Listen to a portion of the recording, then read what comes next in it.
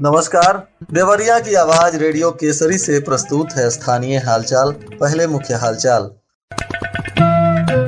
सरकारी कार्य में बाधा पहुंचाने वाले आधा दर्जन लोग गिरफ्तार। अवैध बियर की तस्करी में 2 लोगों को पुलिस ने पकड़ा। अटल आवासीय विद्यालय के लिए 9 मार्च तक होगा आवेदन। और शादी अनुदान योजना की हुई शुरुआत।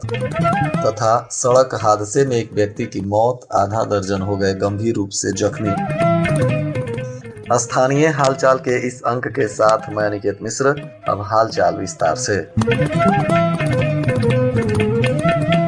बरियारपुर थाना की पुलिस ने सरकारी कार्य में बाधा पहुंचाने वाले आधा दर्जन लोगों पर मामला दर्ज करते हुए इन्हें गिरफ्तार भी किया। इस मामले में 11 लोगों को नामजद अभियुक्त बनाया गया है तथा 20 से 30 लोगों को अज्ञात बताते हुए विवेचना पंजीकृत की गई है। इसी कड़ी में मुखबिर की सूचना पर पुलिस ने अहिलबार बुजुर्ग के पास छापेमारी करते हुए नामजद आरोपी रामाकांत यादव, श्याम बिहारी, धर्मदेव यादव, विष्णुदेव यादव, मोहन यादव और किशुनदेव यादव को गिरफ्तार किया है। इन लोगों पर राम नारायण बनाम पंकज थाना बरहट जनपद देवरिया में विवेचना पंजीकृत किया गया था और इसी में इनकी गिरफ्तारी हुई है। शेष अन्य आरोपियों की गिरफ्तारी के लिए पुलिस के द्वारा छापेमारी किया जा रहा है। श्रम प्रवर्तन अधिकारी शशि सिंह ने बताया है कि अटल आवासीय विद्यालय सहजनवा गोरखपुर में कक्षा 6 और कक्षा 9 में नामांकन को लेकर प्रवेश परीक्षा में शामिल होने के लिए आवेदन तिथि को अब बढ़ा दिया गया है और 20 फरवरी से बढ़ाकर इसे 9 मार्च कर दिया गया है। अब इस विद्यालय में नामांकन के लिए होने वाले प्रवेश परीक्षा में 9 मार्च तक आवेदन किया जा सकता है। बताते चले कि अटल आवासीय विद्यालय में नामांकित विद्यार्थियों को निःशुल्क आधुनिक और गुणवत्तापूर्ण शिक्षा दी जाती है। साथ ही स्मार्ट क्लास की सुविधा, छात्रावास, पाठ्य पुस्तकें, स्कूल ड्रेस, भोजन, खेलकूद और चिकित्सा सुविधा भी उपलब्ध कराई जाती है।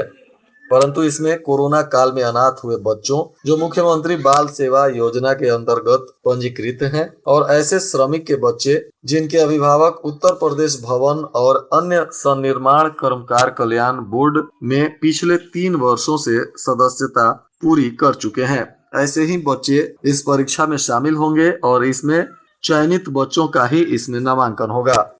खामपार थाना की पुलिस ने मुखबिर की सूचना पर अवैध बियर की तस्करी करते हुए 2 अभियुक्तों को गिरफ्तार कर लिया है। एक मोटरसाइकिल भी पुलिस ने जब्त की है। बताया जा रहा है कि पकड़े गए अभियुक्त विवेक कुमार पुत्र बबुना भगत जो बिहार के गोपालगंज भोरे के सिसई गांव के रहने वाले हैं। दूसरा आरोपी नाजिर अंसारी, यह भी इसी गांव का निवासी है।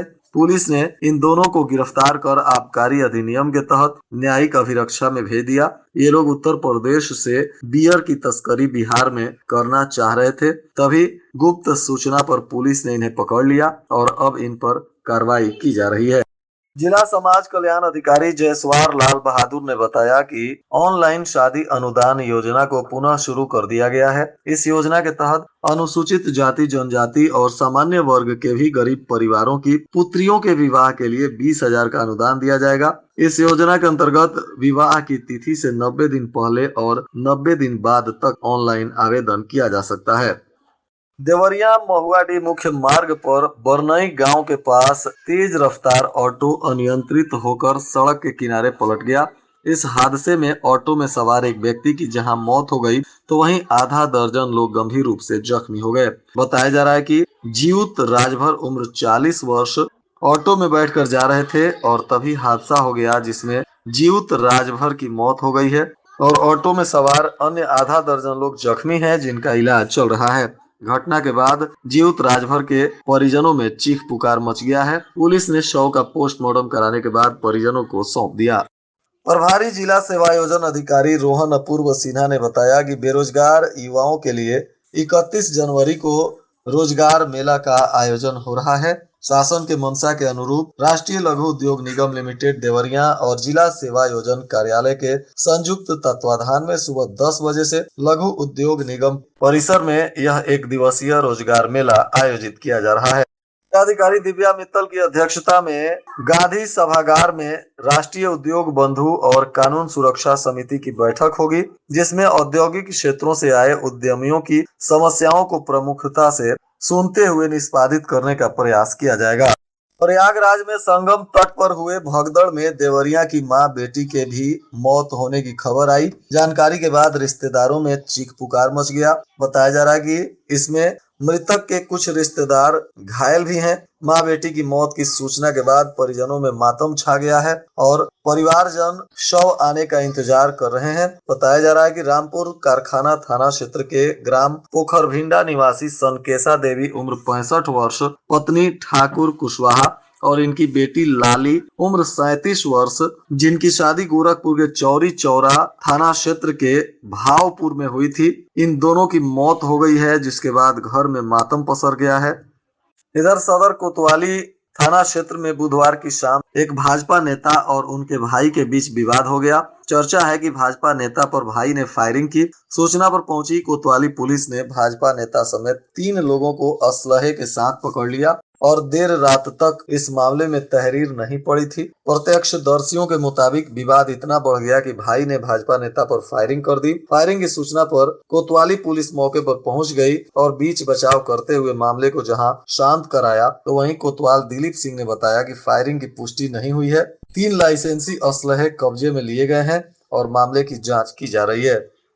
इधर महाकुंभ के दौरान भगदड़ से मरने वाले श्रद्धालुओं को कांग्रेस पार्टी के निवर्तमान जिला महासचिव ज्ञानेंद्र मणि त्रिपाठी के आकस्मिक निधन पर कांग्रेसियों ने जिला कार्यालय पर एक शोक सभा का आयोजन किया था और इसमें कुंभ के दौरान हादसों में मारे गए लोगों को भी श्रद्धांजलि दी गई। निवर्तमान जिलाध्यक्ष रामजी गिरी ने कहा कि महाकुंभ में घायल श्रद्धालुओं को शीघ्र स्वस्थ होने की कामना भी की जा रही है और ज्ञानेंद्र मणि त्रिपाठी के निधन से दल और समाज की क्षति हुई है। इस दौरान जहां उन्हें श्रद्धा सुमन अर्पित किया गया, तो वहीं कुंभ मेला में भी मारे गए लोगों को श्रद्धांजलि दी गई।